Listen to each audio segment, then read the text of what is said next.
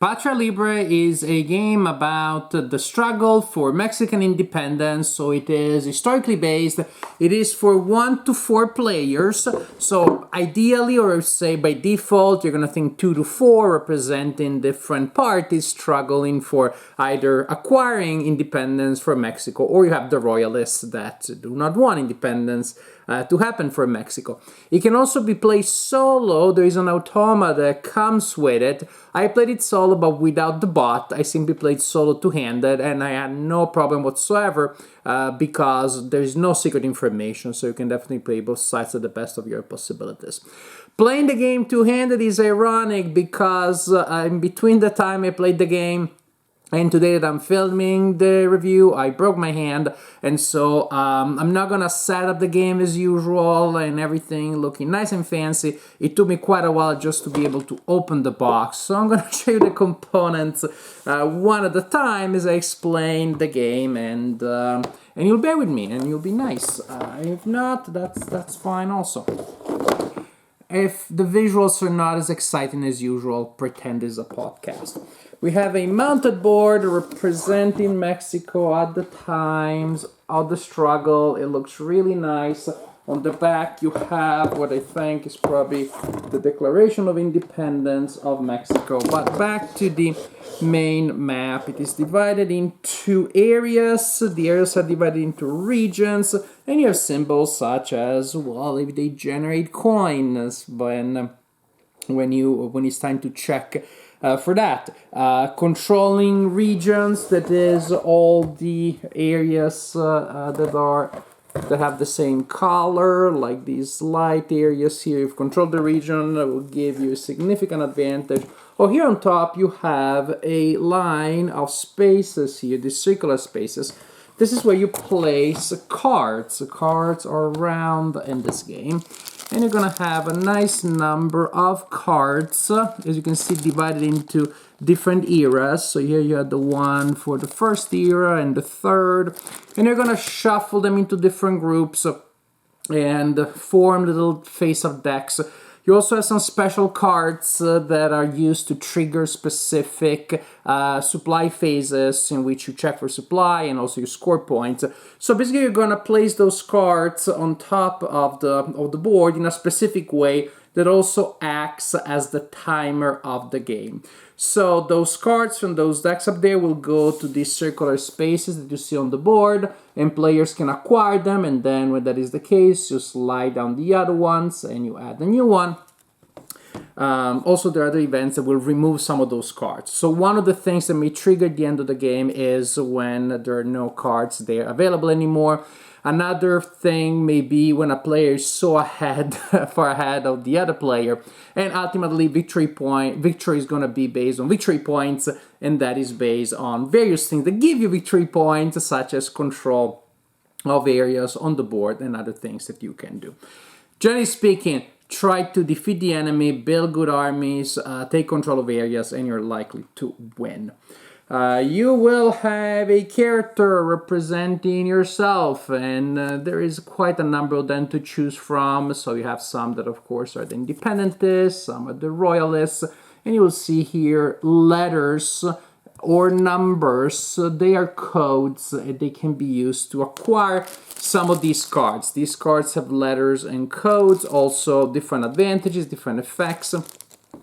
You can acquire them by spending money, depending on where they are on the board, or if you match those letters and numbers with cards and characters that you have, then you can acquire them that way without spending money. So that's pretty neat if you can pull that off. We're gonna have a board for reputation in different categories, such as among the intellectuals or with the church. You start from here, and different actions will make you more popular. You move your marker up and you gain certain advantages, or less popular. For example, it was considered dishonorable to defeat infantry with cavalry or artillery, and so if you win a battle by doing that, that's what happens here. Your popularity is gonna go down. that's an interesting thing. And you can kind of like create some really cool chains of events there. Then we have, of course, each player or each faction is gonna have an army. At least my copy came with these nice boxes here, which is good. It's easier for me than if I had to open a Ziploc bag. You're gonna have wooden pieces representing infantry, cavalry, infantry. And just a little meeple guy. I can't show it to you too easily. Cavalry, it's a horse. And then when I took the box out, I took things out of the box, I was like, this is the weirdest looking tank I've ever seen. I also didn't know that they had tanks back in the day, right? That's such a weird tank. Until I realized that, well, that is not a tank. Ta-da! It's a cannon, then it works. You have to think of these pieces, infantry, cavalry, and artillery, as their strength like 1, 2, or 3. Basically, when you get a new troop on the board, you're gonna get this infantry, then you spend the resources to upgrade it, it becomes cavalry, and it counts as having strength 2, and you upgrade again, it becomes artillery. And also when a troop takes hits, then the infantry, the artillery becomes cavalry, and so on and so forth.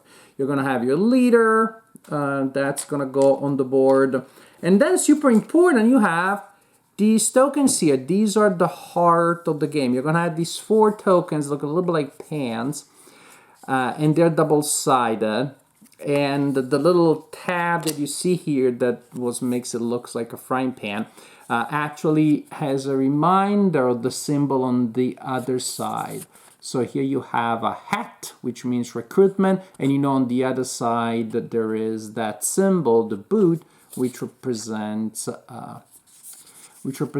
movement, and you're reminded what the other thing does. So you're gonna have these 4 little pans in front of you, and the players will alternate taking turns. When it is your turn, you choose one of these actions and you place it on the board on a region where you have some kind of presence. And the number of these action tokens that you can place depends on how much presence you have in a region. So if I have a leader and an infantry, that's a strength of 2, I can place up to 2.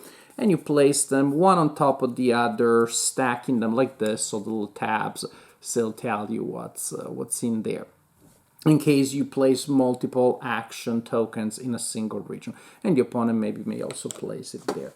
Remember these cards, these round cards that we can acquire during the game, some represent one-time actions, and so just you play the card, do what it says, gain the advantage, which is usually pretty neat. Some represent other kinds of things, in particular different leaders, different people that may help you. And so you can play them multiple times, and then you place those on one of these tokens, and you place the action on the board. So you're still going to spend one of these tokens every time, whether you use the action printed on it, or you place a card on it, or you place it and you don't do any action, you're simply harvesting, in which case you collect one coin.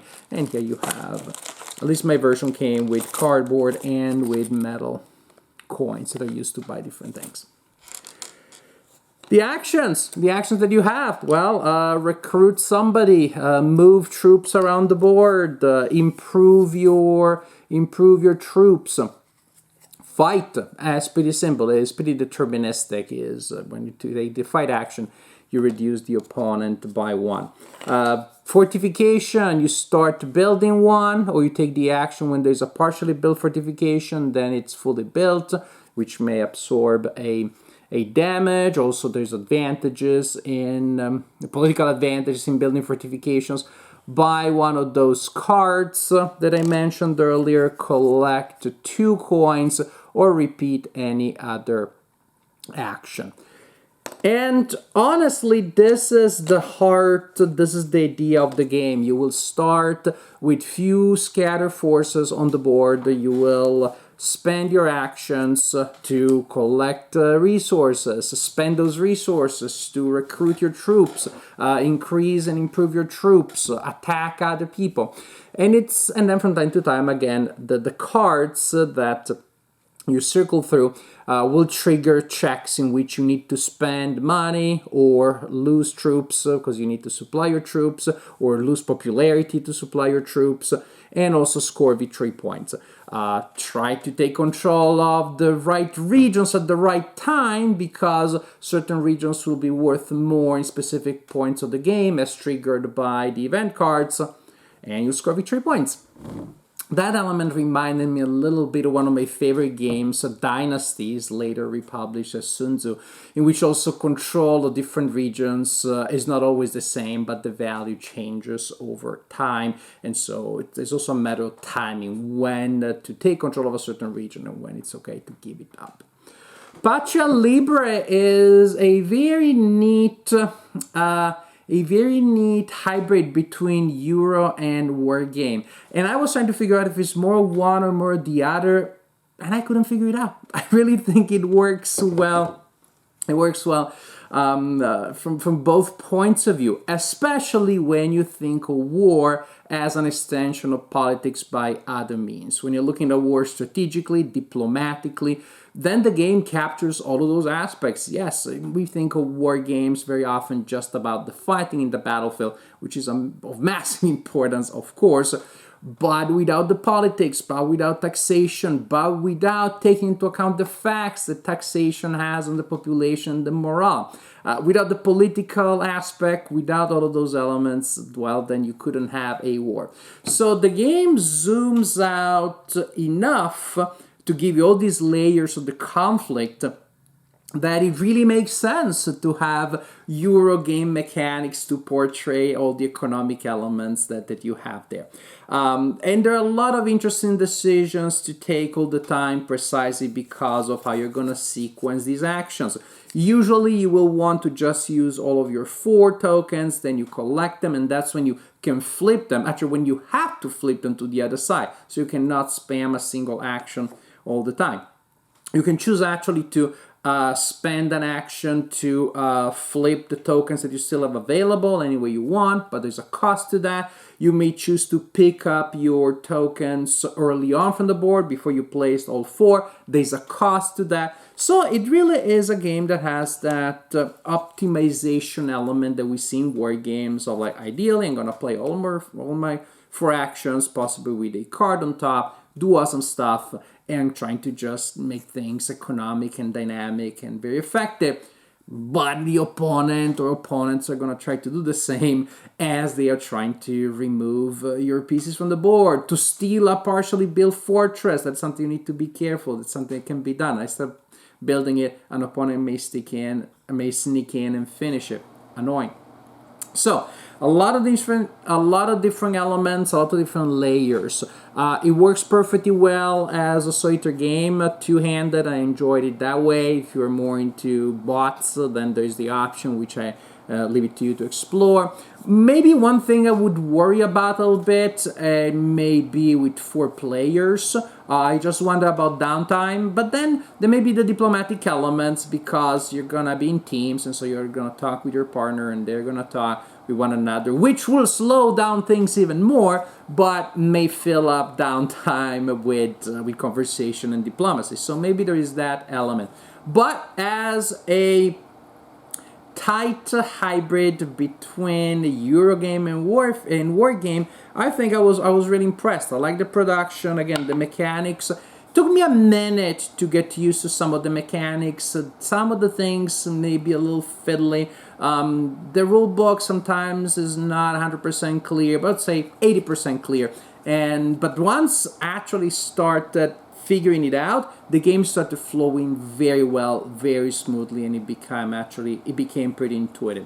So I'm pretty happy, I'm pretty pleased with Patria Libre. It is a hybrid between Wargame and Eurogame that really gets both sides right, in my opinion, and it does it in a way that I haven't seen very often. So I'm very happy with Patria Libre.